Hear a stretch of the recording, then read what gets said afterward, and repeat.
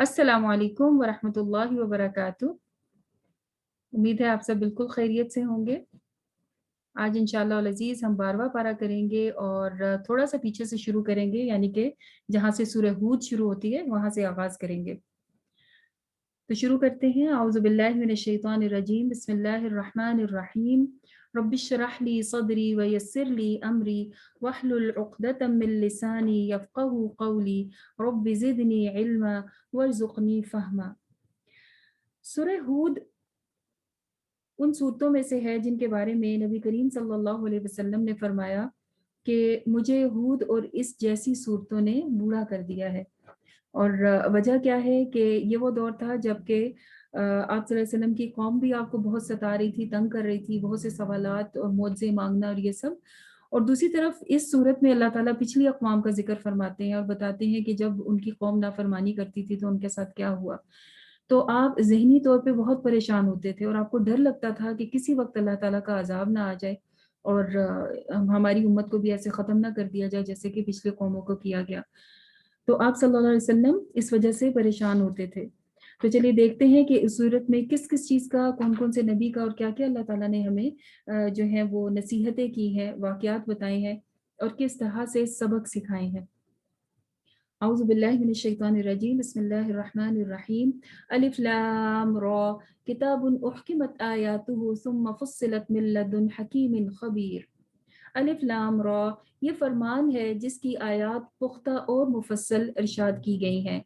ये एक दाना और बाखबर हस्ती की तरफ से है ताकि तुम बंदगी करो मगर सिर्फ अल्लाह की। यानी कि अल्लाह ताला ने इस कुरान में बहुत वाज़े और क्लियर और सॉलिड अहकामात बताए हैं, मतलब जिसमें कोई डाउट नहीं है, ऐसी बातें बताई हैं। और ये एक ऐसी हस्ती की तरफ से, यानी खुद अल्लाह ताला की तरफ से नाजिल हुई हैं ताकि तुम अल्लाह ताला को एक मान लो। ठीक है, ये मैसेज हमें कुरान मजीद बार बार देता है अल्लाह ताला की तौहीद का, अल्लाह ताला को अपना रब मानने का, खालिक और मालिक और मुदब्बिर। और फिर ये कि हमारे तमाम अमाल का संभालने वाला और फिर जिसके पास हमें पलट के जाना है वो भी अल्लाह ताला ही है। मैं उसी की तरफ से तुम्हें खबरदार करने आया हूँ। ये आप सल्लल्लाहु अलैहि वसल्लम हमें बता रहे हैं कि मैं तुम्हें वार्न करने आया हूँ और तुम्हें खुशखबरी भी देने आया हूँ। जो मानता है उसके लिए खुशखबरी और जो नहीं सुनता उसके लिए वार्निंग्स हैं। और ये कि तुम अपने रब से माफ़ी मांगो और उसकी तरफ पलट आओ। और फिर ये कि एक ख़ास वक़्त के लिए जो तुम्हें दुनिया पे भेजा गया है, इसके बाद तुम्हें पलट के अल्लाह ताला ही के पास जाना है। फिर अल्लाह ताला हर साहिब फ़ज़ल को उसके फ़ज़ल के मुताबिक अता फ़रमा देगा, यानी कि इंसान के जैसा अख़लाक और जैसे अमाल थे, उसके मुताबिक उसको बदला दे दिया जाएगा। लेकिन अगर कोई ना माने, अल्लाह ताला की तरफ से इतनी क्लियर इंस्ट्रक्शंस आने के बावजूद ना माने, तो फिर उसको डरा दीजिए होलनाक दिन के अज़ाब से, यानी कि क़यामत के दिन से। क्योंकि आखिरकार पलट के तुम्हें जाना अपने रब ही की तरफ है। और इन कुरैश मक्का का तरीका क्या होता था कि जब आप सल्लल्लाहु अलैहि वसल्लम को देखते थे तो अपने मुंह कपड़े से ढांक के और दूसरी तरफ मुंह करके निकल जाते थे कि कहीं ये हमें कोई बातें ना बताना शुरू कर दें अल्लाह ताला की, नाउजुबिल्लाह, यानी कि अवॉइड करते थे आप सल्लल्लाहु अलैहि वसल्लम को। तो अल्लाह ताला फरमाते हैं कि ये इनका छुपाना अपने आप को और ना छुपाना, इवन के इनके तो दिल के सीने के हाल भी मैं जानता हूँ। ये किससे छुप रहे हैं और किससे अपने आप को छुपाने की कोशिश कर रहे हैं। अल्लाह ताला तो ज़मीन में चलने वाले हर जानदार के बारे में जानते हैं, उनका रिज़्क भी अल्लाह के ज़िम्मे है। जिस को भी अल्लाह ताला ने लाइफ़ दी है, उसको रिज़्क भी अल्लाह ताला प्रोवाइड कर रहे हैं और मुख्तलिफ तरीकों से प्रोवाइड कर रहे हैं। इसीलिए तो कहा जाता है कि फ़सीरू फ़िल अर्ज़, ज़मीन में घूमो-फिरो।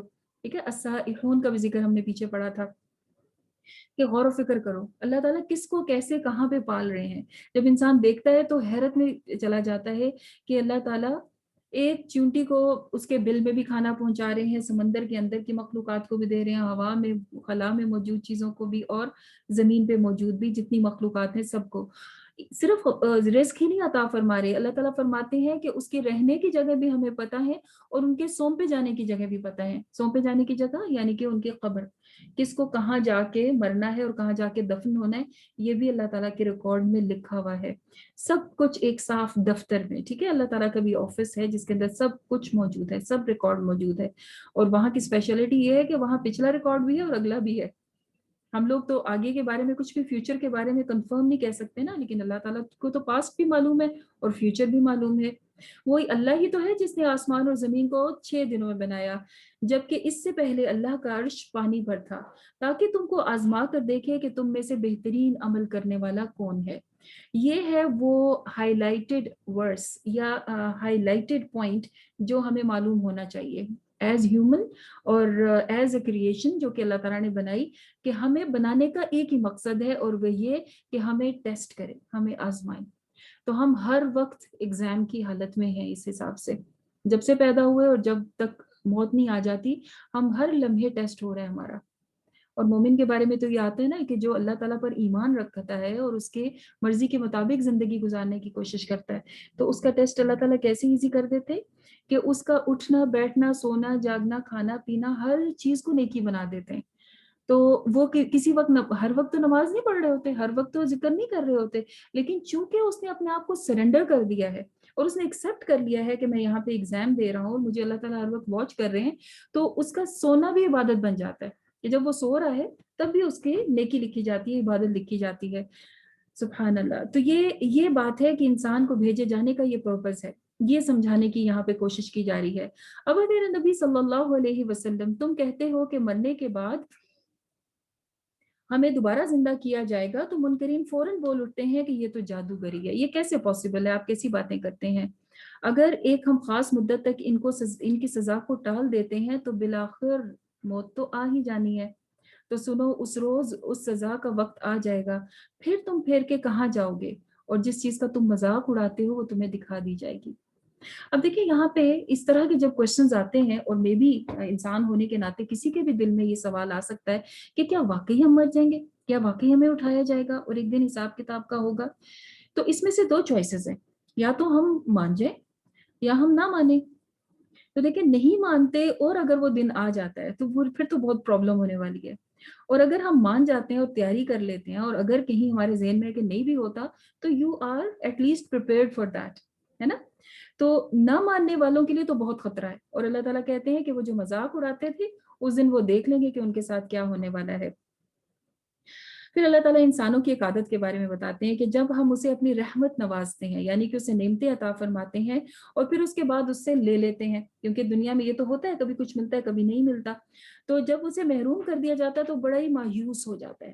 تو اللہ پر ایمان جس کا کمزور ہوتا ہے نا، وہ اس کے اندر مایوسی آتی ہے۔ حالانکہ مایوسی کو کہا گیا ہے حدیث کے تھرو؟ مایوسی کفر ہے، ٹھیک ہے؟ مومن کبھی بھی اللہ تعالیٰ سے مایوس نہیں ہوتا، اور اس کو یقین ہوتا ہے کہ اس کے پیچھے کوئی نہ کوئی ریزن ہے، اگر میرے اوپر کوئی پرابلم بھی آئی ہے تو کوئی ریزن ہے، اگر کوئی نعمتیں مل رہی ہیں تو بھی اس کے پیچھے، کیونکہ اسے معلوم ہے کہ میرا ٹیسٹ ہو رہا ہے۔ تو ایسا انسان کیا کرتا ہے؟ مایوس ہوتا ہے اور ناشکری کرنے لگتا ہے کہ میرے اوپر تو یہ ہو گیا، میرے ساتھ یہ ہو گیا، اور اگر اس کی مصیبت کے بعد پھر اسے نعمت کا مزہ اللہ تعالیٰ چکھاتے ہیں تو وہ پھر گناہوں میں دور نکل جاتا ہے، پھر بھی اسے کوئی احساس نہیں ہوتا کہ میرے اللہ نے مجھے اس مشکل سے نکالا، اور پھولے نہیں سماتا اور اکڑنے لگتا ہے اور سمجھتا ہے کہ یہ میں نے فلاں کام کیا تھا نا اس لیے میں اتنا رچ ہو گیا، اور یہ کام کیا تھا اس لیے میں صحت یاب ہو گیا، یہ جو بھی کوئی نعمت اس کو ملتی ہے۔ اور اس کے بعد کیا فرمایا گیا کہ اللہ تعالیٰ کو کون لوگ پسند ہے؟ جو کہ صبر کرتے ہیں اور نیکوکار ہیں، یعنی کہ نیکی کی روش نہیں چھوڑتے، اور یہی وہ لوگ ہیں کہ جن کو اللہ تعالیٰ معاف بھی کریں گے اور ان کو بہت بڑا اجر بھی عطا فرمائیں گے۔ تو اے پیغمبر صلی اللہ علیہ وسلم، کہیں ایسا نہ ہو کہ تم ان چیزوں میں سے کسی چیز کو بیان کرنے سے چھوڑ دو جو تمہاری طرف وحی کی گئی ہے، اور اس بات پر تنگ دل ہو کہ وہ کہیں گے کہ اس شخص پر کوئی خزانہ کیوں نہیں اترتا، یا ان کے پاس کوئی فرشتہ کیوں نہیں آیا ہے۔ یعنی ایسا نہ ہو کہ آپ ان کی باتوں سے گھبرا جائیں اور ان کے جو بار بار معجزات مانگتے ہیں اس کی وجہ سے آپ کچھ نریٹ نہ کریں یا ان کو نہ بتائیں۔ ایسا تو پاسبل نہیں تھا، آپ صلی اللہ علیہ وسلم نے تو پورا پیغام پہنچایا، لیکن کہا کیا جا رہا ہے کہ ان لوگوں کے یہ کوشچنس جو ہیں یہ تو ہوتے رہیں گے، یہ تو ایسی باتیں کرتے رہیں گے، بس آپ کیا کیجئے، آپ ان کو بتا دیجئے کہ میں کوئی حوالہ دار بنا کے نہیں بھیجا گیا، کوئی داروغہ، کوئی جو ہے نا ہر وقت تمہیں پکڑنے اور ٹیسٹ کرنے والا نہیں، مجھے اللہ تعالیٰ نے پیغام دینے والا بنایا اور میں اللہ کا پیغام تم تک پہنچا رہا ہوں۔ پھر یہ کہتے ہیں کہ یہ جو کتاب ہے یہ اس نبی نے خود گھڑ لی ہے، مطلب کہ خود سے خود لکھی ہے۔ کہو اچھا، اگر تمہیں لگتا ہے کہ میں نے خود لکھی ہے تو ایسی 10 سورات تم خود لکھ لاؤ، تم بھی لکھ لاؤ اگر تمہیں ایسا لگتا ہے، اور جس کو چاہتا ہے اپنے ساتھ بلا لو۔ اس سے ملتی جلتی آیت پہلے بھی آئی تھی نا کہ وہ کہتے ہیں کہ قرآن کو بدل دے یا کوئی اور قرآن لائے, اللہ تعالیٰ کہتا ہے تم بنا لاؤ اگر لا سکتے ہو. یہاں پہ کہا کہ پورا نہیں 10 سورج لے آؤ اگر تم لا سکتے ہو, لیکن وہ ایسا نہیں کر سکیں گے. ٹھیک ہے, تو یہ کس کی طرف سے ہے, ان کو بتا دو کہ یہ اللہ کی طرف سے ہے, یہ اللہ کے علم سے نازل ہوئی ہے, یہ اللہ کا نالج ہے جو کہ قرآن پاک میں ہمیں دیا جا رہا ہے. پھر کیا تم سر تسلیم خم نہیں کرو گے, یعنی کیا تم سرنڈر نہیں کرو گے؟ جو لوگ بس اس دنیا کی زندگی میں ہی خوش ہیں اور وہ چاہتے ہیں کہ ہمیں سارے کیے کا پھل یہیں مل جائے, تو ان کو یہیں مل جائے گا, آگے پھر ان کے لیے کچھ بھی نہیں ہوگا. وہاں معلوم ہو جائے گا کہ جو کچھ انہوں نے دنیا میں بنایا وہ سب کا سب مٹ گیا, وہ تو وہیں رہ گیا, اور یہ سارے کا سہارا جو ان کے اعمال تھے وہ محض ایک کھیل تھے یا ایک وقتی کام تھا جو کہ ساتھ ہی ختم ہو گیا. تو عقل مند کون ہے؟ جو کہ آگے کی تیاری بھی کرے. اور اس سے بڑا ظالم کون ہوگا؟ جو کہ اللہ پر جھوٹ گڑے. اللہ پر جھوٹ گڑنے کا کیا مطلب ہے؟ کہ اللہ تعالیٰ کے ساتھ کسی اور کو شریک ٹھہرانا اور ایسی باتیں کرنا جو کہ اللہ تعالیٰ نے نہیں کی ہیں. تو ایسے لوگ اب اپنے رب کے حضور جب پہنچیں گے تو کہا جائے گا کہ گواہ لے کر آؤ, حالانکہ ان کے پاس تو کوئی گواہ نہیں. اللہ کی لعنت ہے ایسے ظالموں پر جو کہ اللہ تعالیٰ کے ساتھ ظلم کرتے ہیں, کہ اللہ تعالیٰ کا مقام ان کو نہیں دیتے. ان ظالموں پر جو اللہ کے راستے سے دوسروں کو بھی روکتے ہیں اور اس راستے میں ٹیڑھ ڈھونڈتے رہتے ہیں, مطلب ایسی باتیں نکالتے ہیں کہ دوسروں کا بھی دل برا کرنے لگیں. تو مومنو تم لوگ کیا کرو, ان الذين آمنوا وعملوا الصالحات واخبتوا الى ربهم اولئك اصحاب الجنة هم فيها خالدون. اچھے لوگ کون ہیں؟ وہ ہیں جو کہ ایمان لائے اور نیک عمل کرتے ہیں اور اپنے رب ہی کے ہو کر رہتے ہیں. ٹھیک ہے, ان کا ایک ہی سلوگن ہے کہ ہم اللہ والے ہیں, ہم اللہ کے بندے ہیں. تو یقیناً وہ جنت میں جائیں گے اور ہمیشہ وہاں رہیں گے. ان کو اگزامپل سے سمجھائیے اور ان سے پوچھئے کہ کیا اندھا اور بہرا اور دیکھنے والا اور سننے والا برابر ہو سکتے ہیں؟ یہ تو آپ کوشچن ایک چھوٹے سے بچے سے ہی پوچھیں تو وہ بتا دے گا کہ جو سن سکتا ہے دیکھ سکتا ہے, اور جو نہیں سن سکتا نہیں دیکھ سکتا, وہ دونوں برابر نہیں ہے, دونوں یکساں نہیں ہو سکتے. تو کیا تمہیں اس مثال سے کوئی سبق نہیں ملتا؟ کیا مقصد ہے یہ اگزامپل دینے کا؟ کہ جو لوگ آپ صلی اللہ علیہ وسلم کی باتوں کو جسٹ ایک سنتے ہیں ایک کان سے اور دوسرے سے نکال دیتے ہیں اور اس پہ غور و فکر نہیں کرتے, ان کی مثال اندھے اور بہرے کے جیسی ہے. اور مومن جو ہے وہ آنکھوں والا اور سننے والا ہے, کیونکہ وہ سوچتا بھی ہے, غور بھی کرتا ہے اور عمل بھی کرتا ہے. تو یہ دونوں ایک جیسے نہیں ہو سکتے. جیسے یہاں ایک جیسے نہیں ہے ویسے ہی انجام کے اعتبار سے بھی ایک جیسے نہیں ہو سکتے. آگے اللہ تعالیٰ پھر انبیاء کی سٹوریز کے تھرو ہمیں اگزامپلز دیتے ہیں اور سمجھاتے ہیں کہ ان کے ساتھ کیا ہوا. حضرت نوح علیہ السلام کا واقعہ یہاں بہت تفصیل سے آتا ہے, اور اللہ تعالیٰ فرماتے ہیں کہ جب نوح علیہ السلام کو ہم نے ان کی قوم کی طرف بھیجا تھا کہ اللہ کے بندوں کو خبردار کرو, یعنی کہ ان کو الرٹ کرو اور بتاؤ کہ اللہ کے سوا کسی کی عبادت نہ کریں, اور اگر ایسا کریں گے تو ان کو عذاب سے بھی ڈراؤ. تو ان کے قوم کے سردار کون ہوتے ہیں؟ لیڈرز کہہ سکتے ہیں آپ ان کو, یا ایلیٹ کلاس کہہ سکتے ہیں. ایلیٹ کلاس یوزلی بہت جلدی بات نہیں ایکسیپٹ کرتی. وجہ کیا ہوتی ہے؟ انہیں لگتا ہے ہمارے پاس تو سب کچھ ہے, مال, اسباب, اولاد, پیسہ, ہر طرح کی ایسیسریز ہیں, ہمیں تو کسی اور چیز کی ضرورت ہی نہیں, ہمیں کسی بات سننے کی ضرورت ہی نہیں. تو ایلیٹ کلاس ان کی جو ہے وہ ان کو نہیں مانتی تھی. نہ صرف یہ کہ ان کی بات نہیں مانتی تھی, بلکہ ان کو ٹونٹ بھی کرتے تھے, ان کو تنگ بھی کرتے تھے, اور کہتے تھے ہم تمہاری بات اس لیے بھی نہیں سنتے کہ تمہارے پاس بہت لو سٹیٹس کے لوگ بیٹھتے ہیں, بہت غریب لوگ اور اس طرح کے لوگ آتے ہیں کہ ان کے اندر آنا ہمیں جو ہے نا اپنی انسلٹ فیل ہوتی ہے. تو سٹیٹس کانشیس بھی بہت تھے. تو حضرت نوح علیہ السلام نے کیا کہا کہ میں تمہاری وجہ سے ان لوگوں کو اپنے سے دور نہیں کر سکتا جو اللہ کو یاد کرتے ہیں, جو اللہ تعالیٰ کی اطاعت اور بندگی کرنے والے ہیں. اور آپ کو یہ بھی معلوم ہے کہ اللہ کی نظر میں کس کی ویلیو ہے؟ کیا امیر کی ویلیو ہے؟ غریب کی کوئی ویلیو نہیں. اس کے بارے میں کیا آتا ہے حدیث میں کہ تم میں سے بہترین وہ ہے جو تقوی میں آگے ہے, جس میں تقوی زیادہ ہے, جو اللہ تعالیٰ کا تقوی دل میں رکھتا ہے, وہ اللہ تعالیٰ کو محبوب ہے. پھر چاہے کوئی گالا ہو, گورا ہو, امیر ہو, غریب ہو, ایسٹرن ہو یا ویسٹرن ہو, اس سے کوئی فرق نہیں پڑتا. ٹھیک ہے, تو انہوں نے کہا کہ میں تو اپنے ان لوگوں کو اپنے سے الگ نہیں کر سکتا. اور پھر برادران قوم, اپنی قوم کے بھائی کہہ کے ان کو پکارتے ہیں اور ان کو پھر سے سمجھانے کی کوشش کرتے ہیں, اور کہتے ہیں کہ جو کچھ بھی تمہیں اللہ تعالیٰ نے دیا ہے اس کی وجہ سے تم دھوکے میں نہ آ جانا, اور ایسی جہالت کی باتیں نہ کرو, جیسے کہ اگر کی جائیں تو اس کا انجام بھی برا ہوتا ہے. لیکن وہ کیا کہتے تھے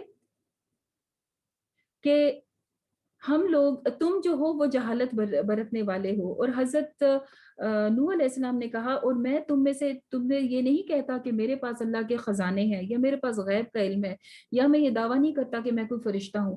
مطلب میں نے ایسے بڑی بڑی تمہیں کوئی باتیں نہیں کی کہ جو میرے اختیار میں نہیں.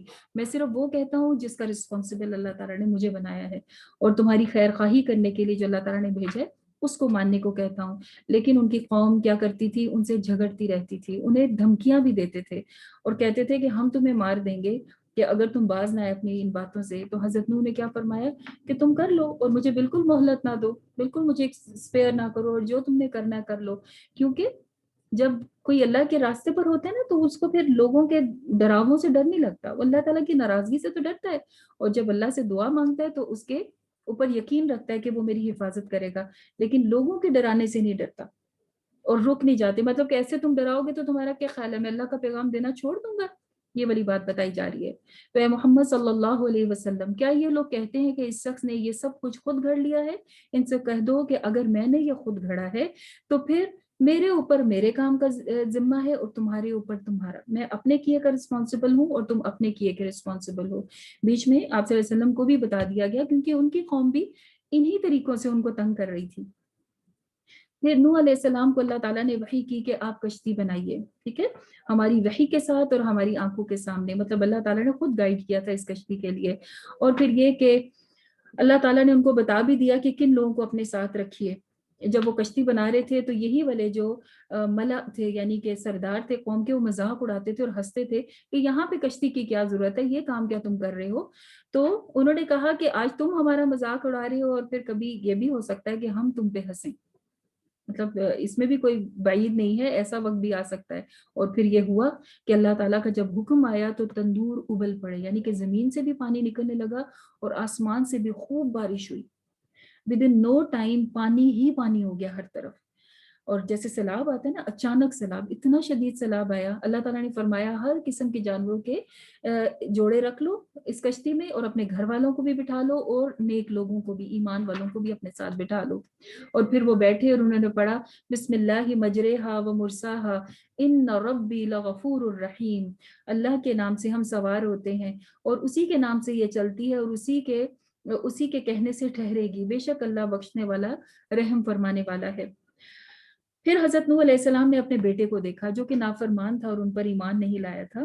اس نے کیا کہا, حضرت نوح کا دل کیا کہ اپنے بیٹے کو, کیونکہ اپنی اولاد سے تو محبت ہوتی ہی ہے, تو انہوں نے کہا کہ تم بھی آ جاؤ ہمارے ساتھ بیٹھ جاؤ. تو اس نے آگے سے کہا کہ نہیں, میں پہاڑ کے اوپر چڑھ جاؤں گا, اتنی اوپر تھوڑی پانی آئے گا.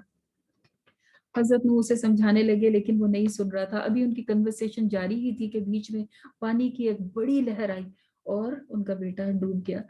حضرت نوح نے جب اپنے سامنے یہ ہوتا دیکھا تو ظاہر ہے کہ ایک باپ ہونے کے ناطے ان کا دل بھرا گیا اور اللہ تعالیٰ سے کہنے لگے کہ یا اللہ, یہ تو میرے گھر والوں میں سے تھا اور اس کے ساتھ ایسا ہو گیا. اللہ تعالیٰ فرماتے ہیں انہ عمل غیر صالح فلیس تسأل ما لیس لک بہ علم. وہ ایک صالح انسان نہیں تھا, مطلب کہ اس نے اللہ تعالیٰ کی جب اطاعت نہیں کی, اللہ کا بندہ نہیں بنا, تو اس کی سفارش نہ کیجیے, اس کے بارے میں مجھ سے سوال نہ کیجیے. اور پھر حضرت نوح علیہ السلام نے دعا مانگی اور کہا ربی انی اعوذ بک ان اسألک ما لیس لی بہ علم والا تغفر لی وترحمنی اکن من الخاسرین, کہ اللہ مجھے معاف کر دیجئے کہ میں نے ایسا کہا. یہ بالکل ویسے ہی جیسے حضرت ابراہیم پہلے اپنے والد کے لیے دعا کر رہے تھے, لیکن جب انہیں پتا چلا کہ وہ تو اللہ کا دشمن تھا کہ جو نہ اللہ تعالیٰ کو مانتا تھا اور شرک کرتا تھا, تو انہوں نے کہا کہ ٹھیک ہے میں اب دعا نہیں کروں گا. اسی طرح سے حضرت نوح نے بھی پھر کہا کہ اللہ مجھے معاف کر دیجئے کہ میں جو نہیں جانتا تھا اس کے اوپر بھی, اور میرے پہ رحم فرمانا اور ہمیں بالکل بھی خسارہ نقصان اٹھانے والوں میں نہ کرنا. پھر آخر وہ وقت آیا کہ ان کی کشتی کو اللہ تعالیٰ نے جودی پہاڑ کے پاس روک دیا اور بہت ساری اپنی سلامتیاں اور برکتیں نوح علیہ السلام کو عطا فرمائی. پھر نبی کریم صلی اللہ علیہ وسلم کو اللہ تعالیٰ مخاطب کر کے فرماتے ہیں کہ یہ وہ خبریں ہیں جو ہم وحی سے آپ کو بتاتے ہیں. اس کے بغیر آپ کے پاس کوئی سورس نہیں تھا کہ آپ کو یہ پاسٹ کی سٹوریز پتہ چلتی. نہ اس وقت ویڈیو کیمرہ سے, نہ کوئی ریکارڈ ایسا تھا کہ دیکھ سکتے یا موجود ہوتا پہلے سے, تو کیسے پتہ چل رہی تھی آپ صلی اللہ علیہ وسلم کو اتنی ایگزیکٹ بات نہیں, ایون سینٹینسز بھی کہ سرداروں نے یہ کہا, نبی نے یہ کہا, نیک لوگوں نے یہ کہا, بروں نے یہ کہا. تو یہ سب چیزیں اللہ تعالیٰ آپ کو اپنے طرف سے مطلب وحی کے تھرو بتا رہے ہیں. پھر اس کے بعد عاد کا ذکر کیا کہ جن کے پاس ان کے نبی ہود علیہ السلام آئے تھے, جس پر یہ سورت کا بھی نام ہے. اور عاد مضبوط قوم تھی، ان کا پہلے بھی تھوڑا سا ذکر گزرا تھا، اور وہ کیا کہتے تھے، وہ بھی اللہ تعالیٰ کے ساتھ شرک کیا کرتے تھے، اور جب منع کرتے تھے ان کے نبی اور کہتے تھے کہ معافی مانگ لو اور پلٹ آؤ اللہ تعالیٰ کی طرف، تو وہ کہتے تھے کہ پلٹ آؤ تاکہ اللہ تعالیٰ تمہارے اوپر آسمان کے دہانے کھول دے اور زمین سے بھی تمہارے لیے اور زیادہ چیزیں اگیں، اور تمہیں اللہ تعالیٰ تمہاری قوت میں اور قوت دے. مطلب آلریڈی یہ اسٹرانگیسٹ آف دا ہیومینٹی تھی، مطلب انسانیت میں کبھی اتنے مضبوط انسان نہیں گزرے جتنے مضبوط یہ قوم عاد تھی. اللہ تعالیٰ کہتے ہیں اس سے بھی زیادہ تمہیں اسٹرانگ کریں گے اگر تم اللہ کی بات مان لو. لیکن انہوں نے کیا کہا کہ نہیں، ہمیں نہیں تمہاری بات پہ یقین آتا، اور تم جو ہمارے معبودوں کو چھوڑ کے اور ان کو برا بھلا کہتے ہو، تو ہمیں تو لگتا ہے تمہارے اوپر ہمارے معبودوں کی کوئی مار پڑی ہے کہ تم ایسی باتیں کرنے لگ گئے ہو. مطلب سمجھنا تو درکنار، نبی کو الٹا برا بھلا کہنا شروع کر دیا. تو نبی نے کیا فرمایا کہ میں تو بیزار ہوں اس شرک سے جو کہ تم کیا کرتے ہو. کوئی بھی جاندار ایسا نہیں ہے کہ جس کی چوٹی اللہ کے ہاتھ میں نہ ہو. چوٹی پیشانی مطلب کہ فور ہیڈ اللہ تعالیٰ کی گرفت میں، اللہ کے ہاتھ میں ہے. ایسا نہیں کہ کوئی اللہ تعالیٰ سے چھوٹ گیا ہے اور کوئی ادھر ادھر چھپ جائے اور اللہ تعالیٰ کو پتہ نہ چلے. بے شک میرا رب ہی سیدھے راستے پر ہے. اگر تم پھرتے ہو تو پھر جاؤ، تو جو پیغام دے کر مجھے تمہارے پاس بھیجا گیا ہے میں تو تمہیں پہنچاتا رہوں گا. لیکن ہوا یہ کہ انہوں نے بھی ان کی بات ماننے سے انکار کر دیا، اور آخر اللہ تعالیٰ کے کہنے پر ان کے اوپر عذاب آ گیا. ان کو وارن بھی کیا گیا لیکن نہیں مانے، اور پھر اللہ تعالیٰ نے فرمایا کہ ان کے اوپر لعنت ہے دنیا میں بھی اور قیامت کے دن بھی. سنو عاد نے اپنے رب کا کفر کیا، سنو وہ پھینک دیے گئے قوم عاد، ہود کی قوم. تو ایسا سب جب ہوتا تھا تو نبی کو سب سے زیادہ دکھ ہوتا تھا. بہت زیادہ انبیاء اپنی قوم سے محبت کیا کرتے ہیں، اور جب ان کا نام ہی قوم ہود ہے تو ہود علیہ السلام کو کتنا دکھ ہوا ہوگا کہ میری قوم نے نافرمانی کی اور پھر عذاب میں مبتلا ہوئے. عاد کے بعد ایک اور قوم جو آئی تھی وہ تھی قوم سمود، جن کے پاس حضرت صالح علیہ السلام آئے تھے، اور انہوں نے بھی اپنی قوم کو سمجھایا. اور سمود وہی ہیں جنہوں نے جو پہاڑ کاٹ کے گھر بنایا کرتے تھے، انہوں نے بھی انکار کیا، اپنے نبی کو تنگ کیا، اور اپنے معبودوں کی پرستش سے بنا نہیں ہوئے جن کو وہ منع کرتے تھے. اور صالح علیہ السلام نے بہت سمجھایا کہ میں اپنے رب کی طرف سے شہادت دیتا ہوں، گواہی دیتا ہوں کہ اللہ تعالیٰ کی رحمت تمہیں آ کے ملے گی اگر تم اس کی فرما برداری کر لو گے. لیکن وہ نہیں مانے، اور اللہ کی طرف سے آنے والی نشانی یعنی اونٹنی کو بھی انہوں نے جو ہے وہ مار ڈالا. اور اس پر پھر انہیں کہا گیا بس 3 دن انتظار کرو، اس کے بعد تمہارے اوپر عذاب آ جائے گا. اور ایسا ہی ہوا کہ ان کے اوپر شدید سخت دھماکہ ہوا جس کی وجہ سے وہ سب بے حس و حرکت پڑے رہ گئے، اور ایسے ختم ہوئے جیسے کہ کبھی وہاں کوئی تھا ہی نہیں. ود ان اے سیکنڈ ایک دم سب کے سب، مطلب سب ان کے کام چل رہے ہوں گے جیسے دنیا کے ہمارے یہاں چل رہے ہوتے ہیں، کوئی سو رہا ہے، کوئی جاگ رہا ہے، کوئی کام کر رہا ہے، کوئی کچھ کر رہا ہے، کوئی کچھ کر رہا ہے. اور جیسے ہی یہ دھماکہ ہوا اور چیخ کی آواز آتا ہے کہ آئی، اور ساتھ ہی سب لوگ وہیں اوندے منہ پڑے کے پڑے رہ گئے.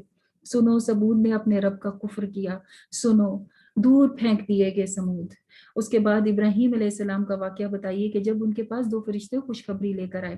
اب یہ فرشتے آئے تھے انسانی شکل میں، حضرت ابراہیم نہیں پہچانے، اور انہوں نے ان کو جب کھانا پیش کیا تو انہوں نے کھانے سے انکار کر دیا. اس پر وہ بہت پریشان ہوئے کہ ہمارے مہمان ہماری دعوت کیوں قبول نہیں کر رہے. تو فرشتے کہنے لگے آپ پریشان نہ ہو، ہم چونکہ فرشتے ہیں اور فرشتوں کو تو کھانے کی طلب نہیں ہوتی. حضرت ابراہیم کو انہوں نے خوشخبری دی کہ آپ کو اللہ تعالیٰ بیٹا عطا فرمائیں گے، یعنی کہ حضرت اسحاق علیہ السلام، اور پھر یعقوب بھی. اب یعقوب کون تھے؟ حضرت ابراہیم کے بیٹے تو نہیں تھے، حضرت اسحاق کے بیٹے تھے. یعنی کہ وہیں بیٹھے بیٹھے ان کو بیٹے اور پوتے کی خوشخبری اللہ تعالیٰ نے دے دی. اور ان کے یہ بیٹے اور پوتے دونوں کیا تھے؟ یہ دونوں بھی نبی ہی بنے تھے، سبحان اللہ. اور ساتھ ہی بتایا کہ ہم لوط علیہ السلام کی قوم کی طرف عذاب لے کر آئے ہیں. اس پر حضرت ابراہیم بہت پریشان ہوئے اور ان سے کہنے لگے کہ مطلب سفارش کرنے لگے کہ ان کے ساتھ نرمی کیجیے اور انہیں درگزر کریں، معاف کریں. لیکن فرشتے کہنے لگے کہ ہم تو وہی کرتے ہیں جو اللہ تعالیٰ کا حکم ہوتا ہے، مطلب ہم اپنی مرضی سے تو کچھ نہیں کرتے، اور اللہ تعالیٰ کی طرف سے یہ حکم آیا کہ ان کے اوپر عذاب بھیج دیا جائے، تو اب ہم عذاب لے کر جا رہے ہیں. اور وہ عذاب لے کر گئے، اور وہاں جا کر جب فرشتے پہنچے تو انہوں نے حضرت لوط علیہ السلام کو بھی بتا دیا اور کہا کہ رات کے وقت آپ یہاں سے نکل جائیے گا اور پیچھے مڑ کے نہ دیکھیے گا. اور ان کے اوپر ایسا عذاب آیا تھا کہ اللہ تعالیٰ فرماتے ہیں کہ ان کی بستی کو ہم نے الٹ دیا، بالکل اپ سائڈ ڈاؤن کر دیا. یعنی کہ فرش ان کے اوپر اور چھتیں نیچے اٹھا کے ان کو اس کے بارے میں حدیث میں آتا ہے کہ فرشتے نے اپنے پر پہ اس کو اٹھا کے اوپر سے نیچے پھینکا تھا، بلندی سے نیچے پھینکا تھا. پھر ان کے اوپر پتھروں کی بارش ہوئی تھی. اور इनको फिर धंसा दिया गया था, डूबने का अजाब भी होता है, शदीद अजाब हुआ था इनको। और ये ऐसा शदीद अजाब है कि इसकी मिसाल और नहीं मिलती जो कौम लूत को मिला, और इस तरह से उनको ख़त्म कर दिया गया, और उनकी बीवी पीछे रहने वालों में से थी। इसका पहले भी जिक्र आया था और यहाँ भी ये कहा गया। और वो क्यों थी? क्योंकि उसकी हमदर्दियाँ अपनी कौम के साथ थी। फिर मदियन वालों का जिक्र कीजिए कि उनके पास उनके भाई शुएब आए, और वो अपनी कौम को कहते थे नाप तोल में कमी ना करो। ठीक है, नाप और तोल में दोनों चीज़ें आ जाती हैं, यानी कि मेजरमेंट्स और फिर जो आप वेट करते हैं, दोनों तरह की चीज़ें। किसी चीज़ में भी कमी बेशी ना करें, और लोगों को सही दिया करो, इंसाफ के साथ तोला करो, और फसाद ना करते फिरा करो। लेकिन उन्होंने नहीं माना और कहने लगे कि शुएब, क्या तुम्हारी नमाज तुम्हें यही सिखाती है कि तुम हमारे पीछे ही पड़े रहो, हमें बस यही कहते रहो, ये ना करो, ये ना करो।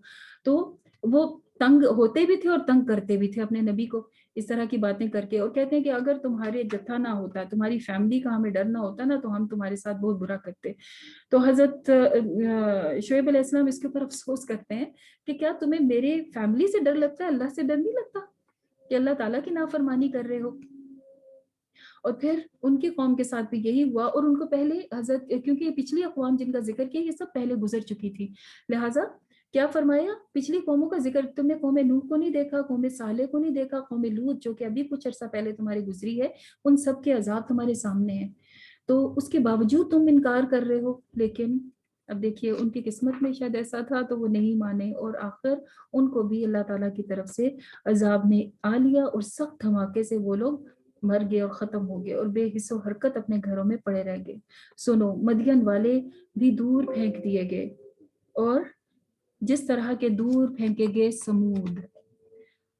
फिर अल्लाह ताला फरमाते हैं, और मूसा अलैहिस्सलाम को हमने खुली खुली निशानियों के साथ फिरौन के पास भेजा, कोई असा और यद बैजा, और फिरौन को जाके कहा कि आप समझाइए, लेकिन उसने उनकी बात ना मानी। तो अल्लाह ताला फरमाते हैं उन पर भी लानत कर देगी, फिरौन और उसके फॉलोअर्स के ऊपर, दुनिया में भी और क़यामत के दिन भी। और कैसा बुरा है ये जो कि उनके साथ होने वाला है। ये सब बस्तियों की सरगुज़श्त हम तुमको सुनाते हैं, मतलब इनकी स्टोरीज अल्लाह ताला फरमा रहे हैं कि हम आपको सुना रहे हैं, और ये सब के सब खड़े मतलब मौजूद थे, और उसके बाद कटी हुई फसल की तरह हो गए। अच्छे खासे जीते जागते इंसान थे, लेकिन खत्म हो गए। वजह क्या थी? इन्होंने खुद अपने ऊपर जुल्म किया। और कैसे जुल्म किया? कि अपने माबूद अल्लाह को छोड़कर दूसरे कामों में मगन हो गए थे। और तेरा रब कभी भी किसी बस्ती को जुल्म के साथ नहीं पकड़ता, मतलब अल्लाह ताला जुल्म नहीं किसी पे करते, ये लोग खुद ही अपने ऊपर जुल्म करते हैं, कि बावजूद वार्न करने के और समझने के और इतने सबके अंजाम देखने के भी लोग नहीं मानते। इसके बाद फरमाया गया कि नबी सल्लल्लाहु अलैहि वसल्लम, इन माबूदों की तरफ से किसी शक में न रहो कि जिनकी ये लोग इबादत करते हैं और जिनकी ये पूजा करते हैं, और इनके बाप दादा जिनकी किया करते थे, यानी कि मक्का वाले भी तो यही करते थे ना, बुतों की पूजा करते थे, और हम इनका हिस्सा इन्हें भरपूर दे देंगे, बगैर इसके कि उसमें कुछ भी कमी की जाए। हम इससे पहले मूसा अलैहिस्सलाम को किताब दे चुके हैं, उसके बारे में इख्तलाफ इन्होंने किया, और अब क्या है कि अगर तेरे रब की तरफ से एक बात पहले से तय ना हो चुकी होती, तो इस इख्तलाफ की वजह से दोनों के दरमियान फैसला कर दिया जाता। ए मोहम्मद सल्लल्लाहु अलैहि वसल्लम, तुम और तुम्हारे वो साथी जो कुफ्र बगावत से ईमान और अतात की तरफ पलट आए हैं, ठीक ठीक राह रास्त पर साबित कदम है, जैसा कि हमने हुक्म दिया, और बंदगी की हद से तजावज ना करो, और जो कुछ तुम कर रहे हो इस सब पे अल्लाह ताला नजर रखे हुए हैं, मतलब अल्लाह ताला को ये सब मौजूद मालूम है। और क्या करो? व अक़िमिस सलात तरफ़य नहारी व ज़ुल्फ़म मिनल लैल इन्नल हसनाति युज़हिबन सय्यिआत ज़ालिका ज़िक्रा लिज़्ज़ाकिरीन। देखो, नमाज कायम करो दिन के दोनों सिरों पर और रात में। ये नमाज के औकात बताए जाए, दिन के सिरे कौन से होते हैं? फजर और मगरिब, ठीक है, और रात के वक्त इशा होती है। दर हकीकत नेकियां बुराइयों को खत्म कर देती हैं। ये गलतियां जब होती हैं, या जब भी कभी इंसान को पता चल जाए कि मैंने ये गलत किया, तो क्या करे? मिटाने के लिए कोई नेकी कर लीजिए। बिल्कुल ऐसे ही जैसे कि आपके फर्श पे गंद पड़ जाए, तो आप उसको साफ करने के लिए साफ पानी से धो देते हैं, तो वो साफ हो जाता है। इसी तरह से नेकियां गुनाहों को धो देती हैं, साफ कर देती हैं। और ये एक याद दहानी है आपके लिए अल्लाह ताला की तरफ से। और क्या करो? सब्र करो, क्योंकि नेकियों का अजर कभी भी जाया नहीं किया जाता। پھر کیوں نہ ان اقوام میں سے جو پہلے گزر چکی ہیں ایسے اہل خیر موجود تھے کہ جو لوگ زمین میں فساد برپا کرنے سے روکتے، اور ایسے لوگ نکلتے کہ جو بہت کم تھے کہ جن کو ہم نے ان قوموں میں سے بچا لیا، ورنہ ظالم لوگ تو انہی مزوں میں پڑے ہوئے تھے اور ان کے سامان انہیں فراوانی کے ساتھ دیے جا رہے تھے اور وہ مجرم بن کر رہے۔ تیرا رب ایسا نہیں ہے کہ بستیوں کو ناحق ختم کر دے اور ان لوگوں کو اصلاح کا موقع نہ دے۔ بے شک تیرا رب اگر چاہتا تو تمام انسانوں کو ایک گروہ بنا دیتا، مگر اب تو وہ جو مختلف راستوں پہ چلتے ہیں اور ان میں سے کچھ سیدھے راستے پر ہیں اپنے رب کی رحمت کی طرف سے، اور کچھ نہیں۔ تو کیا ہے، اللہ تعالیٰ چاہتے تو سب کو ایک ہی جیسا بناتے، سب کے سب مسلمان پیدا ہوتے، مسلمان ہی مرتے، پاسبل تھا نا، لیکن ایسا کیوں نہیں کیا؟ کیونکہ پھر ٹیسٹ کیا ہوتا، امتحان کیا ہوتا؟ امتحان ہی یہ تھا کہ انسان کو دونوں راستے دیے گئے کہ ان میں سے کوئی ایک چوز کرو اور اس پہ چلو۔ اور ایسا کیوں ہوا؟ اللہ تعالیٰ کہتے ہیں تاکہ اللہ کی بات پوری ہو جائے کہ لَأَمْلَأَنَّ جَهَنَّمَ مِنَ الْجِنَّةِ وَالنَّاسِ أَجْمَعِينَ، کہ ہم ضرور جہنم کو بھر دیں گے انسانوں اور جنوں سب سے۔ یعنی اتنے لوگ ہوں گے جو کہ فیل ہو جائیں گے، جن سے یہ جہنم بھر جائے گی۔ ایسی کوئی آیت تو پڑھنا چاہیے، اللہم لا تجعلنا منہم، اے اللہ ہمیں ان لوگوں میں شامل نہ فرمانا، آمین یا رب العالمین۔ اور اے محمد صلی اللہ علیہ وسلم، یہ پیغمبروں کے قصے جو ہمیں سناتے ہیں وہ چیزیں ہیں جن کے ذریعے سے ہم تمہارے دل کو مضبوط کرتے ہیں، اور ان کے اندر تم کو حقیقت کا علم ملتا ہے، اور ایمان لانے والوں کے لیے نصیحت ہے اس کے لیے۔ تو اب کرو کیا؟ فَاعْبُدُوا وَتَوَكَّلْ عَلَيْهِ، اللہ کی عبادت کرو اور اس کے اوپر بھروسہ کرو۔ وَمَا رَبُّكَ بِغَافِلٍ عَمَّا تَعْمَلُونَ، اور اللہ اس سے کبھی بھی بے خبر نہیں ہوتا، بالکل بے خبر نہیں ہے جو کہ تم عمل کیا کرتے ہو۔ یہاں سورہ ہود مکمل ہوتی ہے اور سورہ یوسف سٹارٹ ہوتی ہے، اور یہ بھی ایک نبی کے نام پہ ہے، حضرت یوسف علیہ السلام۔ اور حضرت یوسف کون تھے؟ حضرت یعقوب علیہ السلام کے بیٹے۔ 3 انبیاء کا ذکر ابھی آپ نے پیچھے سنا، ابراہیم، اسحاق اور یعقوب کے بیٹے تھے حضرت یوسف علیہ السلام۔ ان کا قصہ پورا کا پورا اللہ تعالیٰ اس صورت کے اندر سناتے ہیں۔ کیا فرماتے ہیں؟ بسم اللہ الرحمن الرحیم، الف لام را، تلک آیات الکتاب المبین، انا انزلناہ قرآنا عربیا لعلکم تعقلون۔ الف لام را، یہ اس کتاب کی آیات ہیں جو اپنا مدعا صاف صاف بیان کرتی ہے۔ ہم نے اسے نازل کیا ہے عربی زبان میں تاکہ تمہیں سمجھ میں آ جائے۔ عربی میں کیوں؟ کیونکہ آپ صلی اللہ علیہ وسلم کی لینگویج عربی تھی، جس سے آپ بات کر رہے تھے ان کی لینگویج عربی تھی، تو سب سے آسان ہوتا ہے کہ ہماری اپنی زبان میں کوئی بات کرے۔ تو اللہ تعالیٰ فرماتے ہیں ہم نے عربی میں نازل کیا، اور عربی کی بہت ساری کوالٹیز بھی ہیں، وہ ایک فصیح اور بلیغ اور بہت زیادہ جو ہے وہ بلاغت، مطلب اپنے اندر بہت ڈیپتھ رکھنے والی زبان ہے۔ ایک ورڈ کئی چیزوں کو ایکسپلین کرتے ہیں، مطلب آپ اس کے اوپر پورے سینٹینسز لکھ سکتے ہیں، اور عربک میں صرف ایک ورڈ ہوتا ہے جس سے ساری بات سمجھ آ جاتی ہے۔ تو اللہ تعالیٰ نے عربی میں نازل کیا اس کتاب کو، اور اے محمد صلی اللہ علیہ وسلم، ہم اس قرآن کو تمہاری طرف وحی کریں گے جو کہ بہترین احسن القصص ہے، جو بہترین واقعہ سناتی ہے اور حقائق آپ کو آپ کے سامنے رکھتی ہے۔ اور پھر سٹوری شروع ہوتی ہے حضرت یوسف علیہ السلام کی، کہ جب یوسف علیہ السلام نے ایک خواب دیکھا اور جا کے اپنے والد کو بتایا کہ میں نے دیکھا ہے کہ ایک سورج، چاند اور 11 ستارے مجھے سجدہ کر رہے ہیں، تو اس خواب کا کیا مطلب ہے؟ اور یہ اس وقت کی بات ہے جب کہ یوسف علیہ السلام چھوٹے بچے تھے، تقریباً 10-11 سال تک کے بچے تھے، اور انہوں نے یہ خواب دیکھا۔ تو والد چونکہ نبی تھے، وہ سمجھ گئے کہ اس خواب کا مطلب کیا ہے، تو کہنے لگے کہ بیٹا یہ خواب اپنے بھائیوں کو نہ سنانا۔ ان کے جو بڑے بھائی تھے، ایک تو وہ دوسری ماں سے تھے، اور حضرت یوسف چھوٹے بھی تھے، اور روایت میں آتا ہے کہ ان کی والدہ کا بھی انتقال ہو گیا ہوا تھا، لہٰذا حضرت یعقوب زیادہ توجہ دیتے تھے چھوٹے بچوں کو، تو بڑے بھائی جیلس ہوتے تھے اور بہت زیادہ حسد کرتے تھے۔ تو حضرت یعقوب نے بجائے اس کے کہ ان کے بھائیوں کو برا بھلا یا کچھ بھی ایسا کہتے، صرف ان کو وارن کر دیا، الرٹ کر دیا کہ یہ خواب کسی کو نہیں سنانا۔ اور اس سے ہمیں بھی لیسن ملتا ہے کہ خواب صرف اس کو سنانا چاہیے کہ جس کے اوپر ہم ٹرسٹ کرتے ہیں، ہر کسی کو اپنا خواب نہیں سنانا چاہیے۔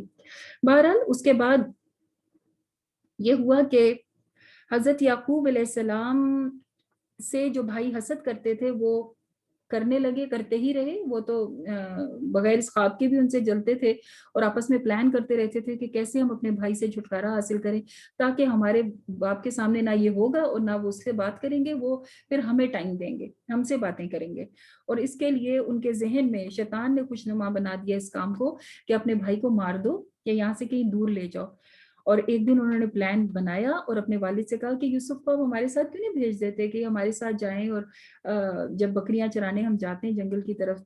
तो हजरत याकूब कहने लगे कि ऐसा ना हो कि तुम लोग अपने काम में मगन हो और यूसुफ को भेड़िया ले जाए। तो कहने लगे, लो हम इतना बड़ा जत्था, इतना बड़ा ग्रुप, मतलब 10 ब्रदर्स थे अच्छे खासे बड़े, तो हमारे होते हुए हमारे भाई को ले जाए तो फिर तो बड़े अफसोस की बात होगी। लेकिन हुआ क्या, वो लेके गए और अपनी प्लानिंग के मुताबिक उन्हें जब मारने लगे तो बड़े भाई ने कहा, इसे मारो नहीं, इसे कुएं में डाल देते हैं। मतलब हमारे पास तो नहीं आएगा, चलो कोई उठा के ले जाए तो ले जाए, वरना जो इसके साथ होना होगा हो जाएगा। तो हजरत यूसुफ को उन्होंने कुएं में डाल दिया और उनकी कमीज के ऊपर खून लगा के ले आए रोते हुए रात को।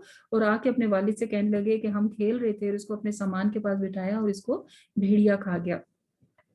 अब बहुत क्लियरली पता चल रहा था कि अगर भेड़िया खा गया तो कमीज सही सलामत कैसे है।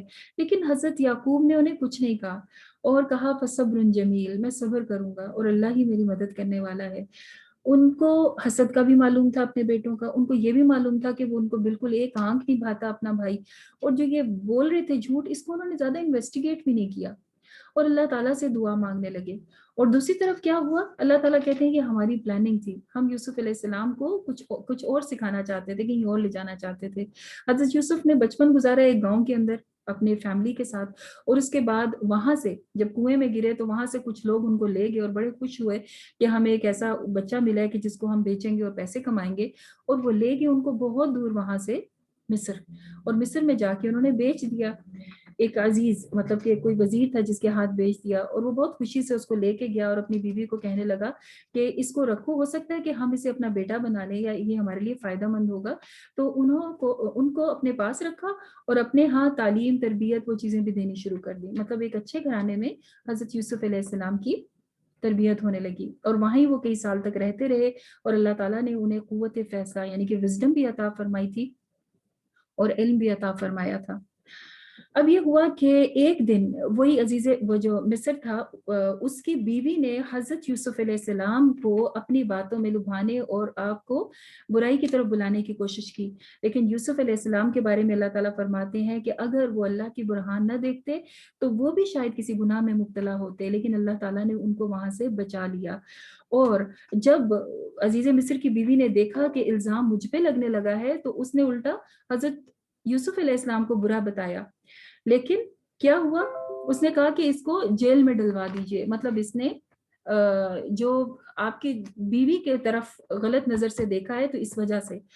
लेकिन क्या हुआ कि ये वाकया छुपा नहीं और सारे शहर में चर्चा होने लगा और लोग बातें करने लगे अजीज मिस्र के बारे में।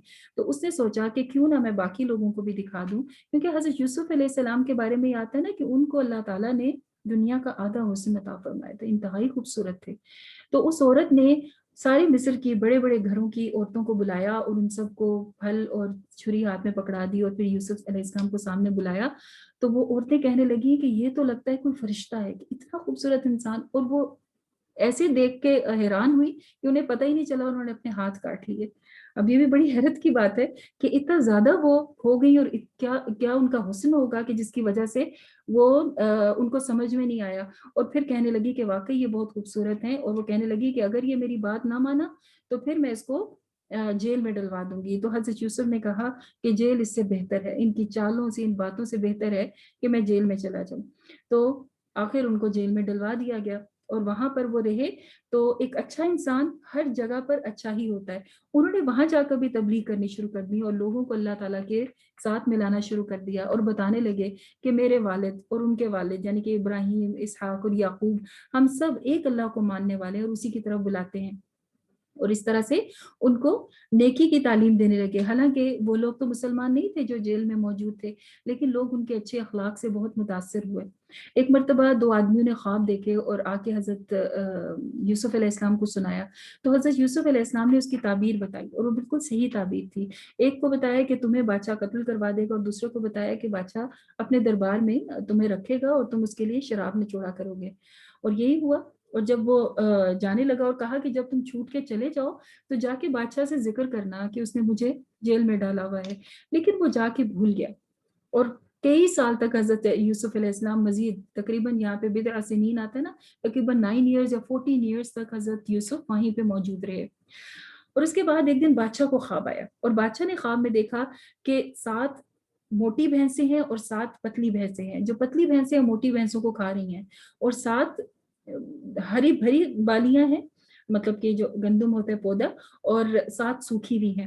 اب اس نے جب یہ خواب دیکھا تو اپنے لوگوں سے جو اس کے دربار تھے ان سے پوچھنے لگا اس کا کیا مطلب ہے۔ وہ کہنے لگے کہ ایسے ہی خواب ہے، اس کا کوئی مطلب نہیں ہے، ہمیں نہیں لگتا اس کا کوئی میننگ ہے۔ لیکن بادشاہ کو لگ رہا تھا کہ اس میں کچھ ہے۔ اتنے میں وہی جو شخص جو اس کے لیے شراب میں چوٹتا تھا، اس نے کہا میں ایک ایسے آدمی کو جانتا ہوں جو خوابوں کی تعبیر بتاتا ہے، آپ مجھے بس جیل میں جانے کی پرمیشن دیجیے۔